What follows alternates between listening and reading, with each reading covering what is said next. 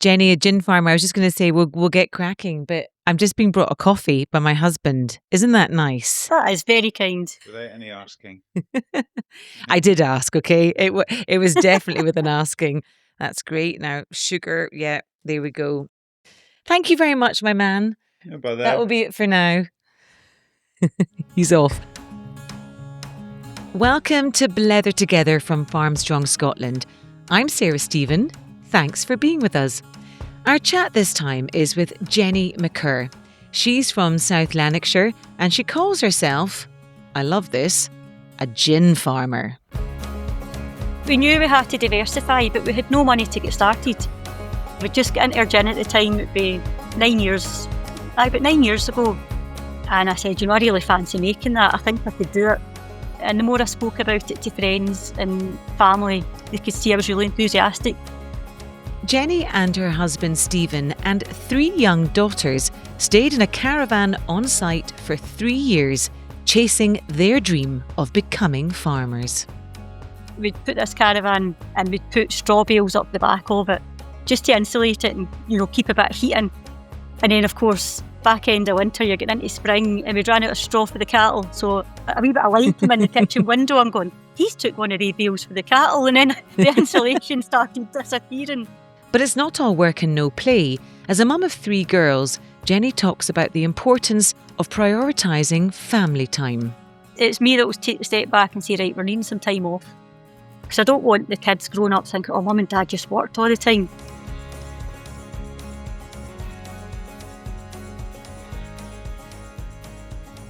Jenny, I normally start these podcasts with a round of rapid fire questions. Are you up for answering a few of them? Aye, batter on. Okay, we'll just go for it. Listen, just your first answer, just go for it. How do you start your day? So I've got 3 daughters, so I'm up and make sure that they're up. 2 of them are teens at the minute, so trying to keep teens motivated in the morning. But basically get the kids up and out for school, and then I make time for a coffee before I go to the farm. What's one vice you wish you could give up?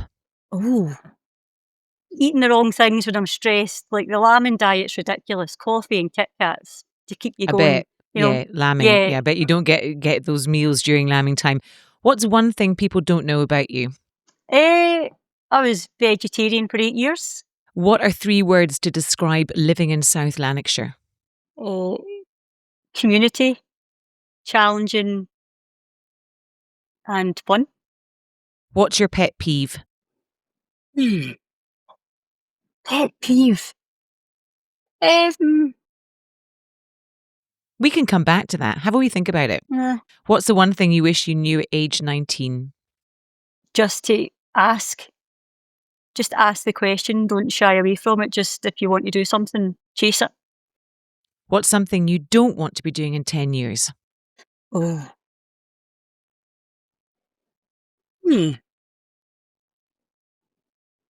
These are difficult questions, Sarah. I don't know if it's too early for this, to be honest with you. Right, let's park that one. We'll park that one because that might be quite a good one for the end of the conversation. So we've got pet peeve and something you don't want to be doing in 10 years' time. Let's dive in. Come on, you did well. Thank you, Jenny. Okay. I put you on the spot and you did really well. Aye. So you describe yourself as doing agriculture in a wee bit differently. What does that mean? So a first generation farmer, first of all. So we've just had the farm coming 10 years now, and it seems like no time at all, but we're coming up to our 10-year farm anniversary, which is quite exciting. And it's only a 45-acre farm. So you can call it a small holding or call it what you want, but it's our wee 45-acre bit of land in South Lanarkshire.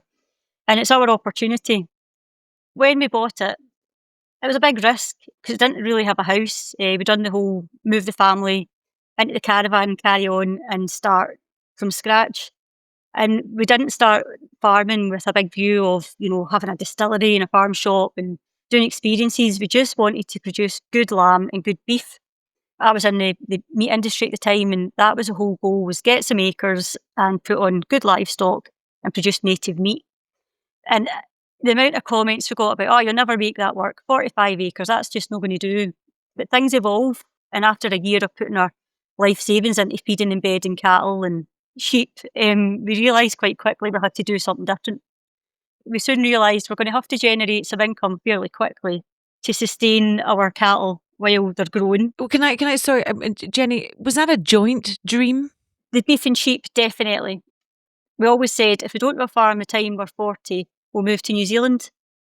That was our kind of plan B. We always kind of liked the idea of going to New Zealand and maybe contract farming or starting out there. And we bought the farm when I was 33. And I think it was something we always wanted. You know, we'd been together in our 20s and we'd always worked really hard. My husband, Stephen, he's a fencer, so he's doing agricultural forestry fencing. So he's off the farm most days, which is probably why it works so well, because he goes and does his thing and I can do what I need to do at the farm. But I think when you want something for so long, you're going to find a way to make it work. You know, you can't just have cows and sheep on 45 acres and sustain your family. So we had to think outside the box. And that's more my comfort zone. Stephen's very much black and white, you know, cows and sheep, quite old school. Whereas I had to challenge him a wee bit to do things differently as well. I think that's often the way, isn't it, with a partnership, albeit Stephen is off farm. You're not just living together, you're not just married, you're working together, and it's can be all consuming at times. Yeah, it's a life we've created. But I keep reminding him of that. It's like we've created this, and I think the nice thing about being first generation is that if we try it and it doesn't work, right, we learn to it and we move on. And we're very open about it. It's if it's too stressful, if we're not enjoying it, then we stop. You know, we try something else. So we're not fixed in our ways. We're quite open to trying different things at the farm. And I think this size of farm allows you to do that without too much risk.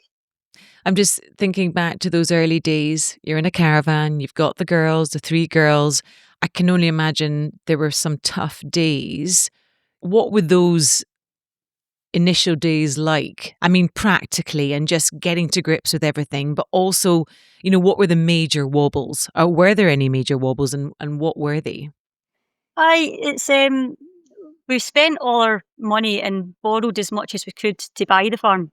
We kind of bought it by accident. It was one of the ones we put an offer in because we really wanted it, but didn't have any funds or business plan to buy it. And we didn't expect our offer to get accepted. And when it did, we panicked accordingly.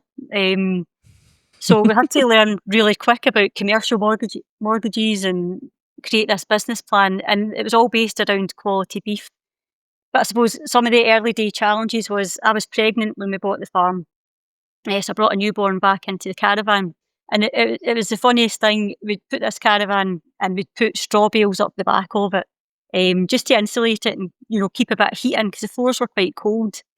And then, of course, back end of winter, you're getting into spring and we'd ran out of straw for the cattle. So a wee bit of light came in the kitchen window. I'm going, he's took one of the bales for the cattle. And then the insulation started disappearing over the spring and the cattle were getting bedded with our caravan insulation.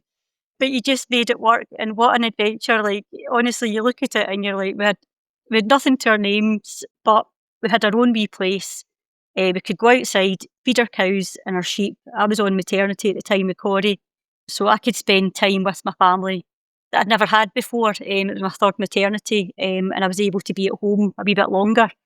So I really enjoyed just, you know, starting to spend time differently, being at home. You would repair a bit of wall, you know, do a bit of needle gunning, a bit of, you know, you'd repair something and you'd go, right, that's another wee bit done. And just we started chipping away at it. You know, you were never idle. Well, most new mums are just trying to get through the day, you know, from the morning through to the night. But, you know, you had so much on your plate. And you referred in one of their first answers that you used to work in the meat industry. So I was 13 years with a well-known beef processor in Scotland. And I was very fortunate. I started there as a graduate and had a fantastic mentor throughout my career. And I started off as a graduate into continuous improvement, into operations management across the abattoir, cutting plant and further processing factories.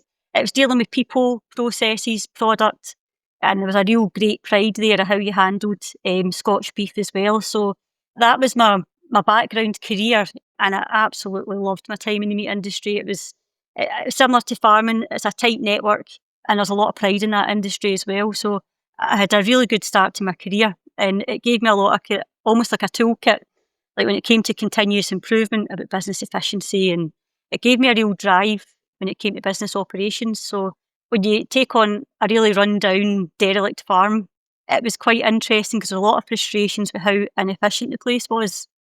But then you started to kind of piece the bits together and say, right, well, I know how I want it to be. And I suppose that's where we started working towards. And you had to apply that business experience, that business head to it. Yeah, oh, definitely. I was very figures focused. And after our first year, we sat down and looked at the figures of setting up a beef and sheep enterprise. And we had spent all our savings that was left, trying to get this herd going. And if you looked at it on paper, you wouldn't do it. But I was actually the happiest I've probably been because I was outside every day with livestock. I was working with my husband. We were getting more time together. I wasn't in factories and I had my family round about me. And I thought, right, this isn't financially viable, but I'm pretty happy. We just need to find a way to make it work a bit better. And how did that plan come together to make it financially viable? And just tell us, list if you can, what you do now. Aye, so we knew we had to diversify, but we had no money to get started. Basically, I came up with this big list of, right, we could do this. And Stephen was quite shocked with the list that I come up with. But the one that was least offensive to him was a distillery. We'd just got into our gin at the time. It'd be 9 years, about 9 years ago. We're just getting into our gin. And I said, I really fancy making that. I think I could do it. And I looked into the process and what was involved. And I was quite shocked because he's a self-employed fencer. And I thought, he won't want me going self-employed as well. It's too risky. Both of us been self-employed. And when I spoke to him about the gin, he says, your eyes are lighting up. You're so enthusiastic about it. Get on and do it. I was like, oh, I didn't expect that to come from him. And I was quite shocked, actually. So I had his backing. And the more I spoke about it to friends and family, they could see I was really enthusiastic. So why not? If it's just like cooking, we could give it a go and make our own. So, and where are you on that sort of business road? How do you feel that's gone? And is everything working as you want it to be working? Again, we started making gin because we really liked it. We thought, right, we'll make a gin that goes with steak, and then when our beef's ready, we'll do a really nice food pairing. That's great. And what I didn't realise was that we made 100 bottles, and I just set up a Facebook page and said, this is what we're doing. Now, we still had a tin roof. It's a 4 metre by 4 metre. We're in it just now. It's a 4 metre building. It's one of Scotland's smallest commercial distilleries. We had leaks in the roof and everything. The building was patched together to get us going. And I advertised these 100 bottles on Facebook. They sold in 2 days. And people were coming up to the farm. The sheds are falling down round about us. We didn't have roofs in half of the buildings. And people were traipsing through a mucky yard to come down into the end buyer where we'd set this distillery up and buy our gin. And I was like, wow, that's amazing. I didn't see that coming. But when I seen the demand for it, I thought, geez, we're sitting in a massive opportunity here. And I'm thinking about the market, the gin market. I mean, there's something like more than 200 gins are now distilled or, now come out of Scotland. And I'm just wondering about the saturation of that market and, where you fit in. And I suppose how you have to keep your elbows sharpened and your pencil sharpened to make sure that you remain in front and centre. It's one of the ones, like we were approached by retailers to go and do SALSA accreditation and, supply into retail. And I started going down that road and I was really ambitious with it. And something stopped me and I just thought, I don't like paperwork.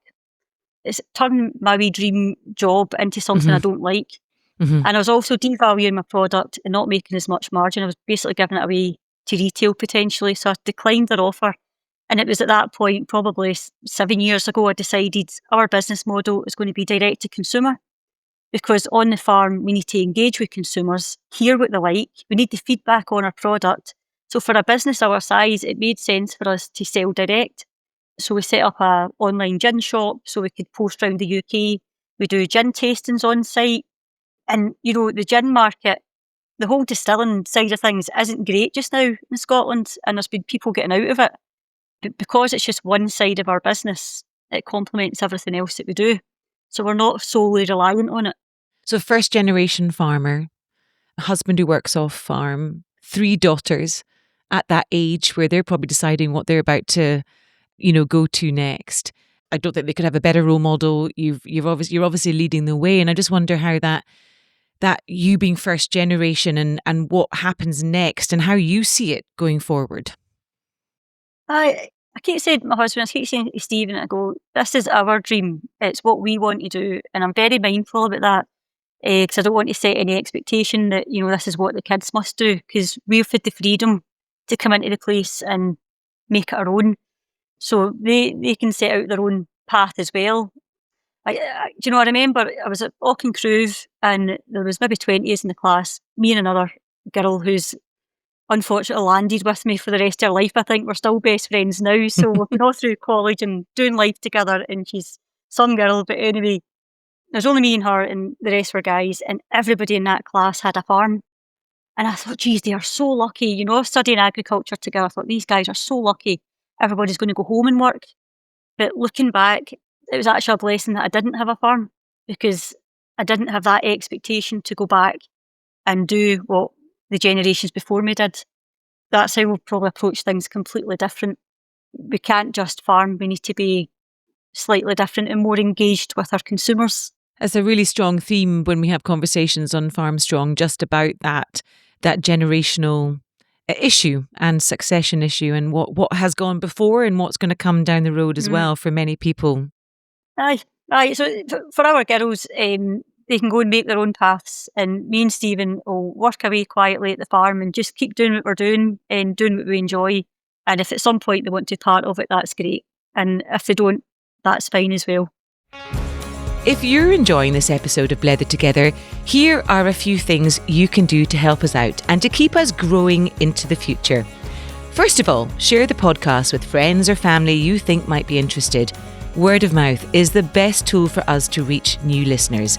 So please either share a link to the episode on social media or in your WhatsApp group. Or better still, in person, face to face. Let people know they can find us just by searching Farmstrong Scotland podcast online. Please also subscribe to the podcast in Spotify or Apple or wherever you listen. That way, you'll always get an update on your phone when new episodes come out. You could also connect and drop us a note on social media. We'd particularly welcome your thoughts on people we should speak to in future episodes of Blether Together. Who inspires you to think differently about well-being, or has a story that you think deserves a wider airing? Please let us know. So, a quick thanks to NFU Mutual Charitable Trust for their continued support of Farmstrong Scotland and the Blether Together podcast. And now, back to today's chat. And just thinking about the sort of, Farmstrong, the podcast is all about, our well-being, and just wonder how much that's a focus of yours as well, or how much do you consider that? You're no good deed, is what I think. So I can say that to Stephen. I says, you're going to work yourself into the ground. He's a workaholic. It's me that will take a step back and say, right, we're needing some time off. If we're getting crab at each other, it's like, right, come on, let's get a wee time away for the farm. It's just as important as time on it. And I always find if you take a wee break away, you come back fresh and ready for it again. So I do believe that for us, well-being is about, that family time away from the farm.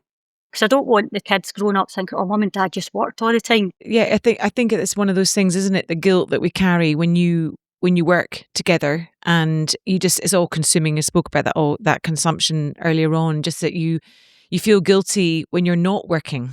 Yeah. Aye, it's quite an old mindset that I'm aware of it.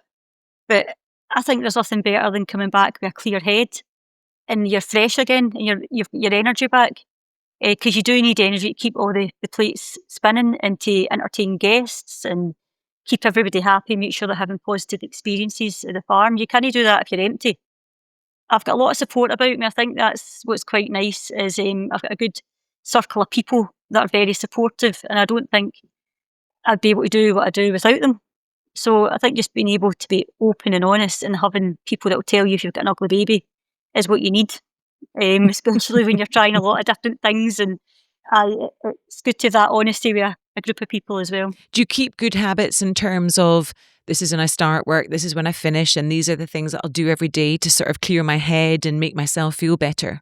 No, I'm chaotic. Absolutely chaotic. No day is the same. I do have a diary. I love my paper diary. So I do have things like a big to-do list, but it is pretty chaotic. And I'm okay with that because it's I think I would get bored if it wasn't. As long as I've got the key things in the diary, I know where the kids need to be. I'll make things work round about it. From a wellbeing point of view, it's maybe no great, because you could be out bottling gin once the kids are in their bed, but I'll settle better knowing that job's done. But I suppose that's self-employment, isn't it? We kind of make it work round about everything else, and it's good I've got the flexibility to do that. So, chaos, but fun chaos. Organised chaos, it sounds like. Aye. And you spoke about the girls having the freedom to go off and do their own thing and explore their own path. I'm just wondering if there's something that you would like to have passed on to them, what that one thing would be. Just don't worry what other people think. Just go on and do your thing. Someone's going to have a comment or an opinion about everything you do. It doesn't matter. If you want to take advice from them, then you listen to it. You come up against that, and I think particularly now with social media, there's so much comments and words thrown about these days, especially for young teenage girls. It's quite a tricky place to grow up now. So, yeah, I would just say to them, do your thing and be oblivious to the comments. And how is Mum's ambition? Are you still burning with ambition? What's next? I think we're just getting started. We're just 10 years in, so we're definitely just getting started. I've got a real ambition to do really high quality food and drink on the farm. So we've covered the drink side of it. We're producing the food, but we're not cooking it here. So we've got an event space there that I'd like to put a kitchen into so that we can do like steak and gin nights and just pair all the enterprises up by offering that on the farm. But I think everything we do, Sarah, it's always very dip your toe in, keep it low risk. Don't go and spend loads on it. Keep it quite rustic and authentic. But people like that. It's not polished, but what we do offer is the quality food and drink and a bit of chat and a blether to go with it. And I think people quite like how it's authentic at that. And you obviously spoke about that partnership with Stephen and the fantastic, girl gang that you have and you rely on. But I'm just wondering, when you do need support, when you do need to chat things through, where do you go to? I've got a really good friend, and we speak every day, and she's farming as well. And yeah, you could be having a terrible day, and it just helps to share it. And we're at similar stages in our life, so we learn from each other, and we keep each other sane as well. And every so often we go and book something that we want to do to get off the farm. And they're the best days out ever. They always end up in a story. There's never a sober story that's been fun, is there? But we go out and have a good drink together, enjoy some good food, and we put the world to rights. And it just keeps you right as well. So no, I'm very fortunate to have that. And you are an award winner as well. I know. Geez, that was a shock this year. Spill the beans. So we got word this year that we won the King's Award for Enterprise for Sustainability. I'd heard about it a few years ago, and I've applied for it before and never got anywhere. And I thought, I'll try again. I'll just apply again, because you take the feedback and you just keep trying to progress. And I was really shocked because we're a sustainable farm in terms of, yes, we farm regeneratively, your tater grazing, and we're farming with nature, as most Scottish farmers are. It's the way farming is in Scotland. So I don't feel we're doing anything different in terms of how we farm our cattle and sheep. But the sustainable aspect of it, I think it's really nice to be recognised that we're a small farm. And because we've got all these different enterprises on, we've spread our risk between all our different enterprises, which means that we can generate a profit from things like our distillery or our farm shop or our accommodation. And we reinvest that into the land. So we've created this business model that complements each other, and we're improving the land all the time. So it's maybe not sustainability as you would have expected, but for a small business, that model works for us. So yeah, it was a shock to win it, but a real huge honour as well. Of course. And no matter how humble you are, and you've come across as extremely humble, it's always nice to get that recognition. Okay, we're doing something right. Aye, no, we're doing fine. Aye, I'm really proud of it. I'm proud it's our family business, and we've had a lot of people help us, so I'm fair chuffed about it. Well, you're going to have to find somewhere on that old stone wall for a plaque. I'll need to wash my bonnet first. I keep saying I'll need to wash that bonnet if I'm going away down to London for this award carry on. So So, Jenny, let's go back to those rapid questions. I don't know if you've had to think about it, your pet peeve. Have you had any thoughts about it? I think the noise on social media, these noisy people, probably that would be one of my pet peeves, whether it's a vegan brigade or whatever, all these crazy things that's going on in politics just now. I like that, coming from a former vegetarian, Uh-huh. which we haven't even unpacked. Oh, I know. Jeez. It was a while ago. It's like a different life, but that's true. Was that during the time at the abattoir? Oh no. It's funny how it all works out. It was I was 11-year-old till I was about 18, 19. So I started Auchencrew as a vegetarian, and I went there to study. I was obviously studying agriculture, but I was with a view to get into animal welfare. And when I realised how animal welfare friendly farming is, I was like, I'm just vegetarian because I've done it for so long. So that was that. That was the end of that.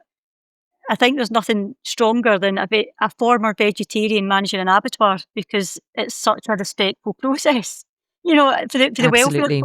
like the welfare Mhm. point of view, I was so Mhm. comfort with how everything was handled and how the product's handled. And I think it's a real good mindset to have, just treating everything with respect. So, vegetarian. I couldn't be veggie now, I tell you. We produced too many good steaks. It's a lovely way to put it, Jenny, the way you spoke about it there. I'm just interested to know, what was the first thing you ate? What broke the vegetarianism? We used to get half day on a Wednesday when we were at Auchencrew, and we'd go away to Wetherspoons, of all places, and we'd sit there with pictures of whatever, it was cheeky Vimptos at the time. And I says to my mates, I says, go and order me a mixed grill. I want to try a wee bit of everything. So I had a mixed grill in Wetherspoons. I was like, oh, I've been missing this. I remember eating the lamb chops going, these are pretty good. What have I been missing? And you've never looked back? No, definitely not. Okay, and then let's look forward. And obviously it's sort of reflective as well. And you spoke about the family time, and you remain ambitious, which is fantastic. But is there something that you don't want to be doing in 10 years' time?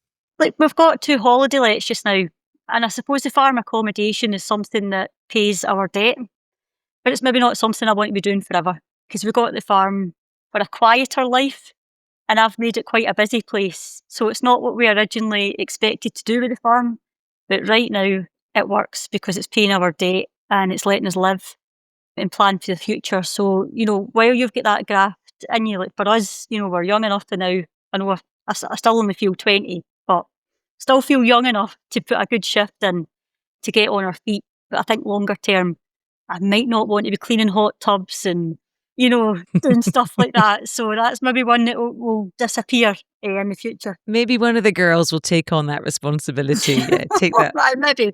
Oh, well, Jenny, it's been such a pleasure. You just lit up the conversation, and just watching you on screen, you just come across as so cheery and just positive. It just shines through. So it definitely all adds up to somebody who is doing farming on their own terms.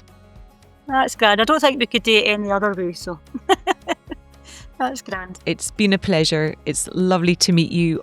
Good luck with everything, and I just hope you just keep going from strength to strength. I appreciate that. Thanks very much, Sarah. Thank you. Huge thanks to Jenny McKerr of the Wee Farm Distillery.